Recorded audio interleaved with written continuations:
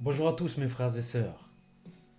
Voici encore un petit enseignement que notre bon papa me met dans le cœur afin de partager l'enseignement et de partager l'exhortation et les conseils que j'ai envie de vous donner aujourd'hui. Et ce sont des conseils qui viennent tout droit de mes combats personnels, qui viennent tout droit de la compréhension que notre bon Dieu m'a donnée à travers ces combats-là, et à travers les victoires que j'ai eues dans ces combats, et aussi à travers les éclaircissements que j'ai dans ces combats, parce qu'il y a encore des combats qui ne sont pas encore gagnés.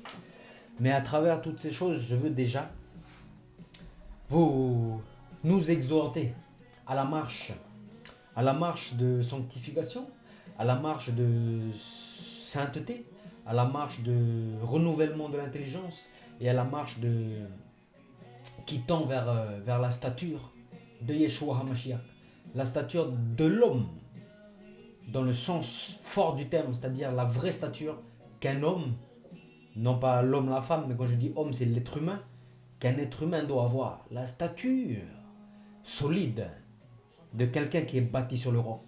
La stature de quelqu'un qui ne se laisse pas emporter par ses sentiments, qui ne se laisse pas emporter par des vagues qui vont ici et là, par des doctrines, la mode, par des petites voix qui viennent de l'adversaire. Mais quelqu'un qui reste stable et qui affronte les combats, sans jamais fléchir le genou.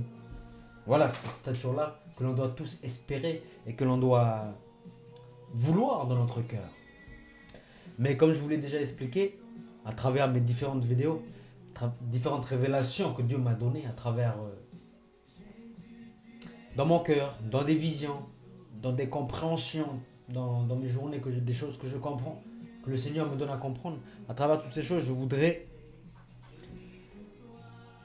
bien rappeler ce qui a déjà été dit dans certaines de mes vidéos, c'est que nous sommes composés d'un esprit qui, cet esprit-là, s'est fait autonome lors de l'événement de ce qui s'est passé au Jardin d'Éden. Cet esprit-là s'est fait autonome. Il a choisi avec son libre arbitre de devenir autonome. Et cette autonomie a fait que le Saint-Esprit a été chassé de l'esprit de l'être humain et l'esprit de l'être humain se retrouve seul. Mais Dieu, il a pas créé l'esprit de l'être humain pour qu'il soit seul. Dieu, il a créé l'esprit de l'être humain pour qu'il soit comblé et pour qu'il soit complété par son esprit à lui. Afin qu'il y ait cogérance dans notre vie. C'est-à-dire qu'il y ait la volonté de Dieu qui se fasse dans nos vies, mais aussi notre volonté. Et il faut qu'il y ait harmonie entre les deux esprits pour que les deux volontés, la nôtre et celle de Dieu, puissent correspondre et puissent être un moteur puissant pour produire des choses, pour faire les choses, pour avancer dans la vie. Mais il faut cet esprit de Dieu, parce que c'est lui qui nous guide. C'est lui qui nous guide vers le bon chemin. Parce que sans l'esprit de Dieu, il y a les dérives. Il y a les dérives de l'être humain comme on connaît aujourd'hui. Voilà, il y a les guerres, il y a le mensonge, il y a l'avarice, il y a comment ça s'appelle les gens qui aiment beaucoup l'argent là. Il y a ce problème-là, les gens qui aiment beaucoup l'avidité. L'avidité, la jalousie, toutes ces choses. Pourquoi elles viennent? Pourquoi elles sont présentes chez l'homme? Ou chez l'homme qui ne connaît pas Dieu? Parce que son esprit, qui a besoin d'être comblé par quelque chose, du coup, il le comble. Soit par la chair, parce que voilà, dans la chair, on a des satisfactions, ou soit il le comble avec des pensées, mais qui ne viennent pas de Dieu, mais qui viennent tout droit des ténèbres. Des mauvaises pensées. Et du coup, l'esprit, comme il a besoin d'être attaché à quelque chose, il s'attache à des choses. Des fois, c'est à des choses complètement stupides. Complètement stupides. Il y a des gens, ils s'attachent à la musique. Mais vous savez pas, mes frères et sœurs, que dans la musique, faites très attention, que dans la musique c'est pas quelque chose que l'on peut toucher, ce n'est pas quelque chose ce n'est pas palpable. La musique, c'est quelque chose que l'on entend et qui rentre dans notre esprit. Donc la musique, c'est quelque chose de très spirituel, mes frères et sœurs. Il faut comprendre ça. La musique, c'est très très spirituel. Parce que c'est pas quelque chose qu'on touche. C'est une parole, c'est des sons qui rentrent dans notre esprit. Et ça travaille nos cœurs. Voilà, à force d'écouter certaines musiques, ça façonne un peu notre mentalité. Et vous voyez, on voit très bien que c'est la vérité ça, que la musique elle a un impact sur nous. Pourquoi? Parce que quand on écoute de la musique douce, de la musique tranquille, eh ben on se sent apaisé. Quand on va dans la nature, quand on entend le bruit de la mer, le bruit des vagues, on se sent apaisé. Mais quand on entend le bruit du tonnerre et tout, donc on réagit, nous, notre esprit réagit au son. Donc il faut faire très attention. Ce sont des choses que l'on peut faire l'expérience tous les jours. Tous les jours. Il y a des bruits qui nous crispent, il y a d'autres bruits qui nous relaxent. Voilà. Mais du coup, il faut savoir que quand tu écoutes la musique, c'est la même chose. À force d'écouter une certaine musique, elle va nous relaxer. Mais on ne sait pas ce que l'on met dans notre cœur. Et on s'attache à l'esprit qui est dans cette musique-là, parce que notre esprit propre à nous, il a besoin de s'attacher à quelque chose. Et du coup, si c'est un mauvais esprit, eh ben, on s'étonne après pourquoi notre vie, elle est déréglée. On s'étonne pourquoi notre façon de penser, elle est complètement déréglée. On s'étonne pourquoi il n'y a rien qui se passe de bien dans notre vie. On s'étonne pourquoi il n'y a rien qui avance. Mais il ne faut pas s'étonner, parce qu'on alimente notre esprit, on l'alimente de choses qui ne sont pas bonnes. Et sous l'excuse de dire je suis libre, je fais ce que je veux, mais le problème c'est qu'on accepte des choses dans notre cœur et on croit qu'on est dans le libre arbitre, on croit que c'est nous qui faisons notre vie, mais au final on est dirigé. J'ai déjà fait cette vidéo sur ça. On est dirigé par des choses sans le savoir. Donc ce message c'est pour nous dire de faire attention. Faisons attention à ce que nous écoutons, à ce que nous regardons, à ce que nous pensons. Voilà. Réfléchissons. Regardons bien ce que l'on accepte dans notre cœur. Il ne faut pas accepter tout et n'importe quoi. Même mes messages que je dis, mes frères et sœurs, éprouvez-les. Éprouvez-les dans le filtre de la raison. Dans votre raison. Éprouvez-les dans le filtre de vos prières. Demandez à Dieu, est-ce que voilà, ce que dit là, le frère Brandon, est-ce que voilà, ça correspond à ce que tu veux de moi, papa? Éprouvez les doctrines. Éprouvez les enseignements. Voilà. Donc aujourd'hui, c'est pour vous dire de faire très attention. Parce que dès lors que notre esprit veut l'indépendance, on a tendance à accepter tout et n'importe quoi et à se faire diriger par plein de choses. Mais aujourd'hui, ce n'était pas ça mon propos. Mon propos aujourd'hui, c'était de dire que dès lors que nous avons reçu l'Esprit de Dieu, dès lors que nous avons décidé, nous avons compris, premièrement, première étape, dès lors que nous avons compris que notre esprit, sans l'Esprit Saint, sans l'Esprit de notre Créateur, notre esprit, il est voué à la perdition. Notre esprit est incapable d'atteindre une stature de sainteté, d'amour parfaite, d'équité parfaite, de justice parfaite. Impossible. Parce que cet esprit-là qui est voué à lui-même, notre esprit personnel, il est sous la tentation de la chair, il est sous la tentation des petites voix sataniques, des petites voix de l'adversaire. Il est sous cette tentation-là et il ne peut pas, échapper. Il ne peut pas échapper à cette prison-là. Voilà, mes grâces soient rendues à Dieu, qui, comme je vous le répète à chacune de mes vidéos, qui nous a délivrés de tout ça, qui nous a justifiés et qui nous a rétablis à travers son Esprit Saint, dans la juste ligne, dans le juste chemin, dans la juste doctrine, dans la vérité.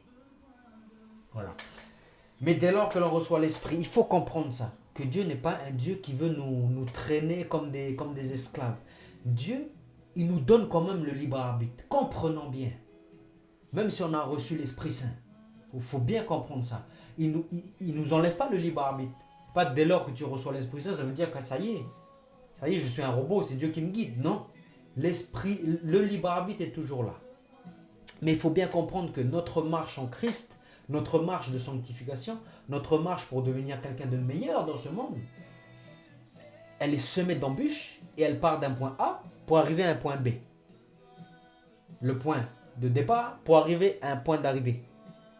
Mais de ce point de départ, il faut pas oublier que le point de départ, juste avant ce qu'il y a le point de départ, c'est notre vie passée. Comprenons bien les choses. Juste avant notre point de départ, c'est notre vie passée. Notre vie passée, c'est-à-dire quoi? toutes les habitudes que nous avons pris, ce désir d'autonomie, ce désir de liberté, pseudo-liberté, parce qu'on a vu dans les vidéos qu'en fait, la plupart, l'homme qui ne connaît pas Dieu, en fait, il est esclave de tout. Voilà, cette pseudo-liberté, ces attitudes-là, ces habitudes que nous avons de dire, je gère ma vie moi-même. Donc, quand tu pars du point de départ, il y aura toujours des attaches. Il faut comprendre ça. Il y aura toujours des attaches. Mais plus tu avances, et plus tes habitudes, tes anciennes habitudes s'en vont, et tu acquiers des nouvelles habitudes en Christ. C'est-à-dire que c'est le Saint-Esprit qui t'enseigne des nouvelles habitudes. Mais il faut comprendre que voilà, il y a un chemin de progression, et la finalité, c'est la stature parfaite de Christ. Mais il y a un chemin de progression. Et il faut bien comprendre que... Parce que souvent, on va se dire ça. Seigneur, je veux te plaire. Seigneur, je veux que ta volonté se fasse. Seigneur, je suis tout disposé à toi.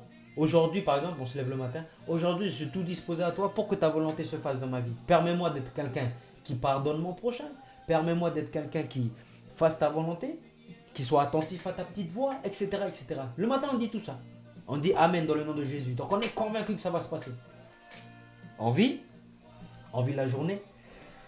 Et on se rend compte, le plus souvent, surtout dans nos combats spirituels, voilà, quand on veut lâcher certaines choses, on se rend compte que on a demandé à Dieu de nous aider, on a demandé à Dieu de...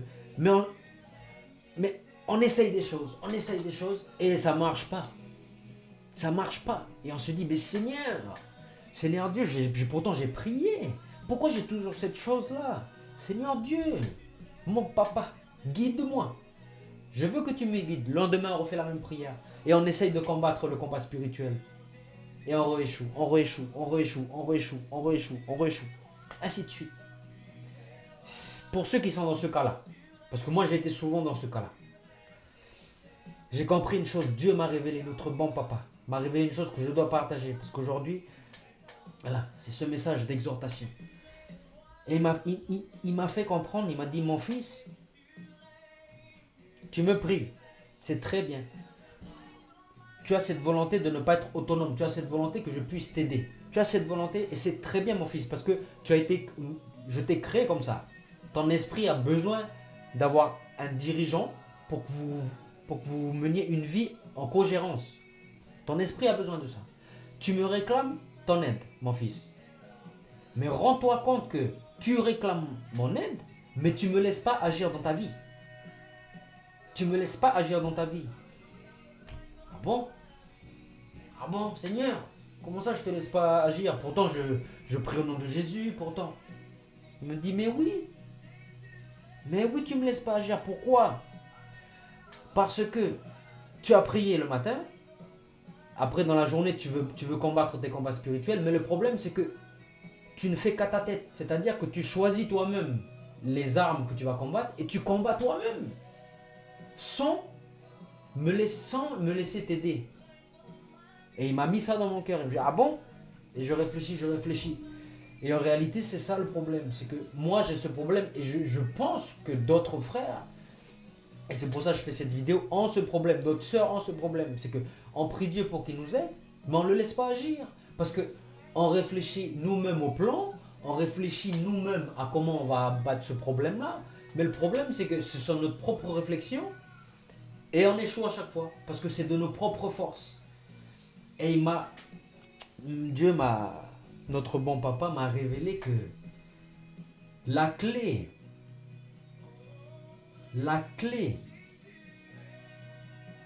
c'est l'humilité. La clé, c'est l'humilité. Et c'est le lâcher-prise total. Je répète, la clé, c'est l'humilité. Et c'est le lâcher-prise total. Pourquoi l'humilité? L'humilité parce que, comme je vous ai dit tout à l'heure, on part d'un point de départ, mais on a des mauvaises habitudes. Et les mauvaises habitudes, c'est quoi? C'est de dire, moi, quand il y a un problème dans ma vie, je gère le problème de moi-même. Et je suis le meilleur à savoir comment régler mon problème. Voilà. Moi, j'étais souvent orgueilleux comme ça. Et je me dis, je suis le seul à savoir comment... moi qui connais mon problème, je vais régler de moi-même mon problème. Mais quand on arrive en Christ, quand tu es en Christ, quand tu es enfant de Dieu. Tu ne peux plus avoir cette mentalité-là. Tu peux plus. Et c'est une mentalité orgueilleuse face à Dieu. C'est comme si tu disais à Dieu, moi je connais plus ma vie que toi, Dieu. Moi je connais plus, c'est moi qui va régler mon problème. On ne peut plus avoir cette mentalité-là. Mais on doit avoir une mentalité d'humilité totale. On doit se dire, ben Seigneur, il est vrai que j'ai envie de régler par moi-même, par mes propres forces, ce problème. Mais mon Seigneur, j'en suis incapable. J'ai besoin d'une main puissante pour me remonter, pour me relever des eaux profondes. J'ai besoin de toi. Mais il faut que ce soit sincère. Cette humilité-là, cette humilité va être suivie d'un lâcher-prise total. Et le lâcher-prise total, c'est de se dire, ok papa, j'ai besoin de ton aide, je suis incapable. Mais le lâcher prise, il faut cette humilité, mais il faut aussi le lâcher prise. Parce que c'est bien d'avoir l'humilité, mais même si des fois on a l'humilité, on lâche pas prise, on garde toujours. On dit, ah attends, tu vas m'aider, mais attends, je vais garder un peu, je vais essayer moi-même quand même. Attends, tu vas m'aider, attends. Mais non, il faut lâcher prise. Tu dis, Seigneur, aide-moi, tu t'aplatis, aide-moi Seigneur, j'ai besoin de ton aide. Et tu lâches prise, tu lâches tout ce que tu as dans les mains, tous les outils que tu as voulu pour régler ton problème, tu lâches. Tu dis, Seigneur, guide-moi.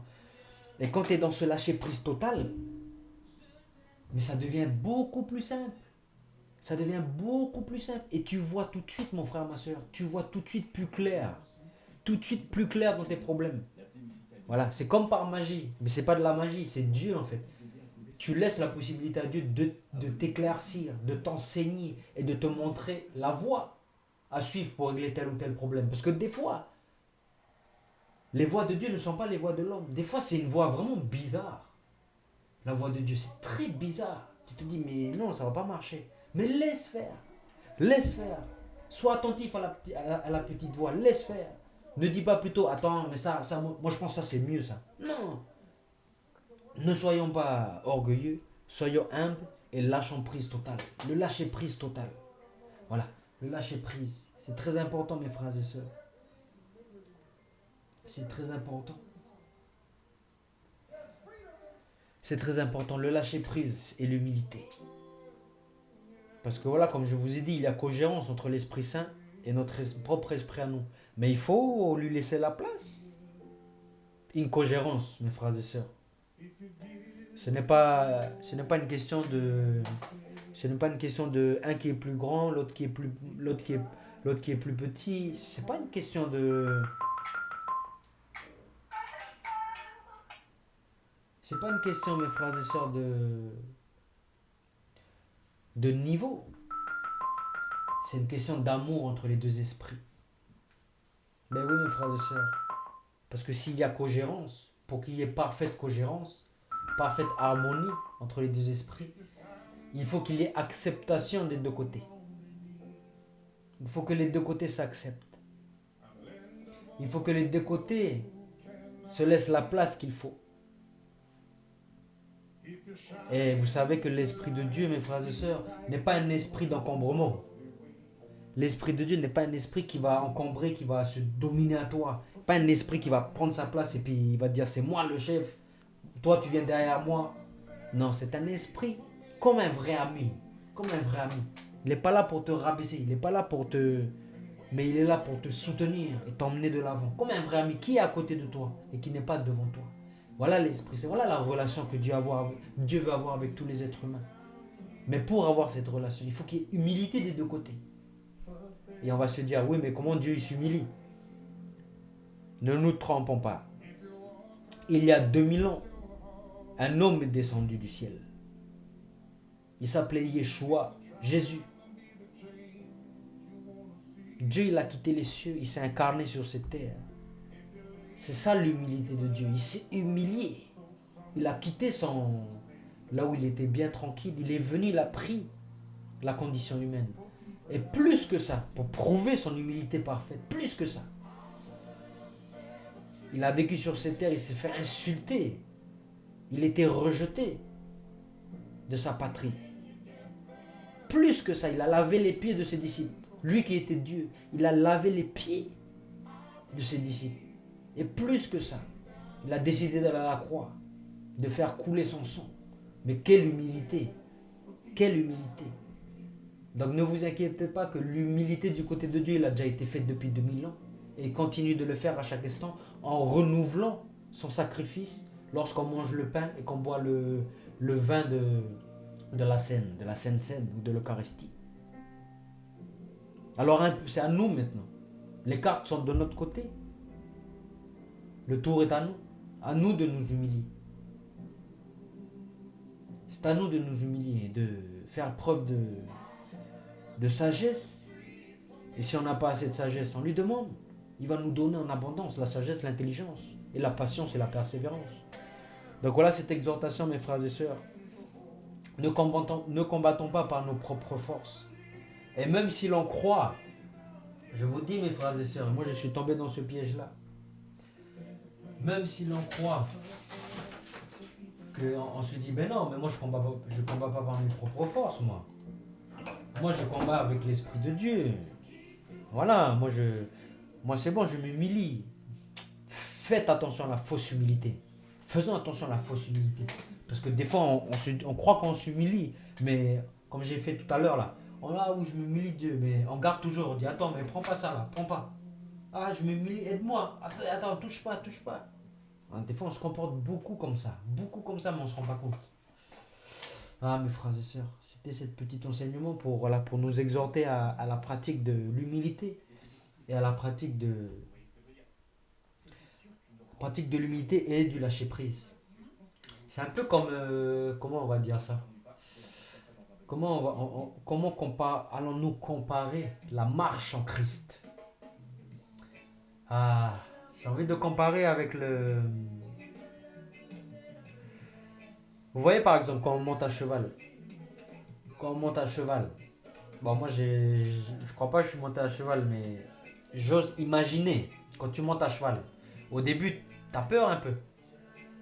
Mais vous voyez quand on monte à cheval, on sait que l'harmonie parfaite entre le cavalier et le cheval va faire en sorte que quand toi tu penses à aller quelque part, ben tu vas donner des ordres au cheval pour qu'il va à l'endroit où tu veux. Voilà, je sais pas moi, par le truc qu'il y a sur leur bouche là, le mort, ou soit avec des coups de botte dans les côtes pour le faire guider. Et vous voyez l'harmonie parfaite que ça peut. Vous voyez les jeux d'équitation, les chevals qui sautent. Vous voyez l'harmonie parfaite. Le cavalier qui dirige son cheval. Ta ta ta. Le cheval il saute les obstacles. Ta ta. Gauche droite. L'harmonie parfaite qu'il y a entre les deux esprits. L'esprit du cheval et l'esprit du cavalier. Mais c'est la même chose avec notre papa. Notre papa c'est le cavalier. Nous sommes le cheval. Mais il n'y a pas d'esprit de domination. Il n'y a pas d'esprit de domination. Parce que si tu domines le cheval, si un cavalier domine son cheval, c'est-à-dire il lui donne pas l'amour, c'est-à-dire il le tape tout le temps, vous pensez que le cheval il va faire? Vous pensez que le cheval il va faire? Il va faire tous les trucs là qu'il lui demande? Non, le cheval il va pas faire. Le cheval il va se rebeller au bout d'un moment. Donc c'est la même chose. Dieu c'est notre cavalier. Il se met sur nous, il se met en nous. Et avec notre volonté, il nous emmène là où il faut aller. Parce que lui seul sait ce qui est bon pour nous ou pas. Lui seul, nous on ne sait pas. Il faut s'humilier, nous on ne sait pas. Voilà. Et c'est le gros problème aujourd'hui des êtres humains, c'est qu'on est trop orgueilleux. On veut trop savoir ce qui est bon pour nous. Mais on ne sait pas. Il faut se rendre à l'évidence. Toi mon frère, toi ma soeur, qui est dans l'hypocrisie. Toi qui ne connais pas encore Dieu, qui est dans l'hypocrisie. Mais ce n'est pas de ta faute. C'est pas de ta faute, c'est que le monde a fait en sorte que tu penses comme ça, que tu dis, bah moi je sais ce que je veux, je sais ce qui est bon pour moi. Le monde nous emmène vers ça. Mais sortez de cette hypocrisie-là. Sortez de cette hypocrisie-là, mes frères et sœurs. Vous qui ne connaissez pas encore le Seigneur, sortez de cette hypocrisie-là. Vous êtes sous l'esclavage. L'esclavage de vos mentalités, l'esclavage de vos superstitions, l'esclavage de plein de trucs. Sortez de ça, demandez pardon à Dieu, reconnaissez vos torts, reconnaissez que vous faites pas beaucoup de bonnes choses. Voilà. N'ayez pas trop un regard trop haut de vous. Voilà. Ne vous comparez pas aux autres, mais écoutez, regardez votre cœur vraiment avec des yeux sans filtre. Ne soyez pas hypocrite envers vous-même. Regardez votre cœur avec des yeux sans filtre. Sans filtre. Et vous savez, un bon moyen, mes frères et sœurs, qui ne connaissaient pas encore le Seigneur, un bon moyen de de vous analyser avec, avec des yeux sans filtre, c'est quoi? Prenez la loi de Dieu. C'est très simple. Prenez la loi de Dieu. Prenez les 10 commandements. Très très simple. Prenez les 10 commandements. D'abord, on va prendre les... Il y a deux parties dans les 10 commandements. Il y a la première partie, les 4 premiers commandements qui sont liés entre toi et Dieu, la relation entre toi et Dieu. Et après, les 6 autres commandements, ce sont des relations entre toi et l'être humain. Mais vous qui ne connaissez pas encore Dieu, on va prendre que les 6. On va prendre que les 6 commandements qui sont liés entre nous et les êtres humains. Tu honoreras ton père et ta mère. Voilà. Tu honoreras ton père et ta mère. Le mot hébreu, c'est kavod. Kavod. Kavod. Et kavod, ça veut dire... Le kavod, c'est c'est la gloire, le kavod. Le kavod, ce qu'il y a derrière ce mot-là, c'est quelque chose qui pèse. Ce mot-là en hébreu, il veut dire c'est le poids. Quelque chose de lourd. Donc quand Dieu dit honore ton père et ta mère, ça veut dire que considère. Il faut que ton père et ta mère, il faut qu'ils ont du poids pour toi. Il faut qu'ils ont du poids. Il faut qu'ils soient glorieux à tes yeux. Honore ton père et ta mère. C'est pas juste, voilà, fais des choses à contre-cœur. Non, honore. Considère ce qu'ils sont. C'est eux qui t'ont donné la vie. Même si, voilà, il y a eu des parents qui ont mal élevé leurs enfants. Dieu n'est pas dans ces catégories-là de réflexion. C'est eux qui t'ont donné la vie. Point barre. Point barre. Donc, honore ton père et ta mère. Humilie-toi un peu et honore ton père et ta mère. Rien que ça, il n'y a pas beaucoup de gens qui le font. Soyons honnêtes. Soyons honnêtes. Est-ce qu'on considère vraiment nos parents comme des choses lourdes qui pèsent dans nos vies, c'est-à-dire des choses précieuses, très lourdes? Analysons et ne soyons pas hypocrites avec nous-mêmes. Donc, première chose, honore ton père et ta mère. Deuxième chose, tu ne tueras point. Tu ne tueras point. Donc là, il y a beaucoup de gens qui vont se dire, ça va, je m'analyse, j'ai tué personne, ça va, ça va. Moi, ça va, je suis clean, je suis clean up, ça va, ça va. Le Seigneur Jésus a dit, celui qui dans son cœur est en colère après son frère, celui qui dans son cœur a un problème contre son frère, il est passible, il est digne d'aller dans la GN, il est digne d'aller au tribunal. Vous vous rendez compte? Le Seigneur, il a mis la barre très haute. Hein? Donc dès lors, toi mon frère, toi ma soeur, qui crois que tu es saint, tu n'as tué personne, dès lors que tu es en colère après ton frère, dès lors que tu es en colère après ta soeur, dès lors que tu es en colère après ton voisin, dès lors que tu es en colère après ton prochain, mais sache que tu as commis un crime. Ne soyons plus hypocrites envers nous-mêmes. Ne soyons plus hypocrites. Aujourd'hui, on se dit, ah voilà, je vais rien dire avec ma bouche, mais dans mon cœur, je vais insulter cette personne. Et on se sent bien, on est content. On est content parce qu'on l'a insulté dans notre cœur. Mais quelle hypocrisie de l'être humain. Quelle hypocrisie. C'est un crime d'insulter comme ça son frère dans la pensée. Rétablissons l'ordre des choses. Rétablissons la vraie stature. Donc là, déjà rien que ces deux choses-là. Mais il n'y a pas beaucoup d'êtres humains qui peut dire que moi c'est bon, je suis pur. Ensuite, tu ne commettras point d'adultère. L'adultère, c'est-à-dire que tu es marié avec une femme, tu trompes ta femme, tu couches avec une autre femme. Ou tu es marié avec un homme, tu couches avec un homme et tu couches avec un autre homme si tu es une femme. Mais le Seigneur Jésus a dit, il a élevé encore. Il a dit, celui qui regarde une femme, un homme qui regarde une femme, dans son cœur et qui la regarde pour la convoiter, c'est-à-dire qu'il pense des mauvaises choses, il regarde les tétés, il regarde les fesses, et puis il commence à penser, oh là là, mais je sais pas quoi là. Tu as déjà péché. C'est même pas l'acte. Tu fais pas l'acte, c'est dans la pensée. Parce qu'il faut comprendre, mes frères et sœurs, que tout sort du cœur, tout sort de ta pensée. Et après, ça produit des actes. Mais avant que ça produise l'acte, tu as déjà germé ce qu'il y avait dans ton cœur. T'as déjà germé. Et le fait de germer dans tes pensées, c'est comme si tu faisais l'acte. Jésus il est venu remettre les choses au clair. Donc déjà rien que sur ces 3 trucs, mais quel garçon. Soyons honnêtes, arrêtons d'être hypocrites. Même envers vos femmes, dites la vérité. Même envers votre copine, dites la vérité. Même à vos mamans, à vos soeurs, dites la vérité, comment vous êtes. Moi je suis un homme, je peux dire que oui, beaucoup de fois, j'ai convoité des femmes, juste en regardant. Énormément de fois.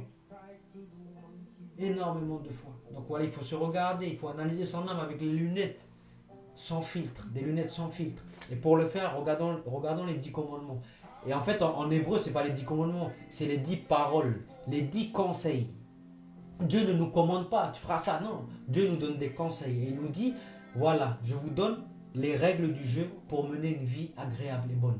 Et ces règles sont magnifiques. Faut pas tuer, faut pas voler, faut pas draguer les autres femmes. Ce sont des règles de paix et d'amour. Mais aujourd'hui, on va se rebeller, on va se dire, ah mais non, je ne veux pas me mettre sous le joug de Dieu, je ne veux pas, parce que moi je vis ma vie. Vous voyez l'hypocrisie, l'hypocrisie.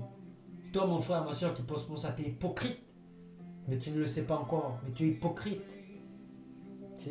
C'est volontaire que j'utilise ces mots forts, c'est volontaire, c'est pour susciter la réflexion dans les cœurs. Ensuite, il y a quoi encore? Tu ne voleras pas. Tu ne voleras pas. Tu ne désireras pas les choses de ton prochain. Tu ne diras pas de mensonge. Le mensonge. Mais aujourd'hui, le mensonge, il est banal. C'est devenu une banalité le mensonge, mes frères et sœurs, aujourd'hui. Oh, on ment pour un petit truc, bon, ceci, cela, et on se dit, mais c'est pas grave. Oh, mais j'ai menti. Et à force de s'habituer au mensonge, on devient des menteurs nés. On devient des menteurs nés. C'est-à-dire qu'on a plus de facilité de dire des mensonges que de dire la vérité. Mais dans quel bout nous sommes tombés? Donc voilà, vous, mes frères et sœurs, qui voulez votre autonomie, qui ne connaissez pas Dieu, qui voulez votre autonomie et qui pensez que vous êtes des bonnes personnes, analysez-vous quelques secondes à travers le prisme de la loi de Dieu, des 10 conseils que Dieu nous a donnés. Et vous allez vous rendre compte, et moi aussi je me suis rendu compte, que je suis souillé au plus profond de moi-même. Mais c'est cette prise de conscience qui va vous ramener dans le droit chemin, va vous ramener vers la lumière. Voilà mes frères et sœurs, donc ce petit message d'encouragement aujourd'hui, c'était pour les enfants de Dieu, pour nous inciter à lâcher prise totalement et à vivre une vie d'humilité, en se mettant sous les conseils et sous l'aide du Saint-Esprit, pour pouvoir vaincre nos problèmes et pour pouvoir arriver à la stature de sanctification, à la stature du Christ. Soyez grandement bénis mes frères et sœurs dans le nom de Yeshua HaMashiach. Amen.